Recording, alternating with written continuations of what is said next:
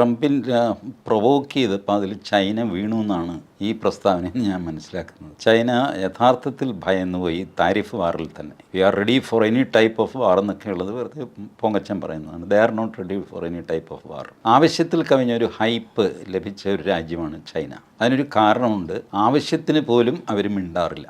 ഒരു കാര്യത്തിലും ഒരു പ്രസ്താവന ഇറക്കുക, ബഹളം വയ്ക്കുക, ഇതൊന്നും ചൈനക്കാർ ചെയ്യുന്നില്ല. ബട്ട് അവർ അവരുടെ രാജ്യത്തിൻ്റെ സുരക്ഷ ഭംഗിയായിട്ട് നോക്കുന്നു. അത് സൈബർ സുരക്ഷയും നോക്കുന്നു. പ്രൈവസി എന്നുള്ള കൺസെപ്റ്റ് യൂറോപ്പിൽ പടർന്നു പിടിച്ചതിനെ തുടർന്ന് ആദ്യം തങ്ങളുടെ പൗരന്മാരെ അതിൽ നിന്ന് ഐസൊലേറ്റ് ചെയ്തത് ചൈനയാണ്. ചൈനയിൽ ഗൂഗിളില്ല, ഫേസ്ബുക്കില്ല, ട്വിറ്ററില്ല, വാട്സാപ്പില്ല.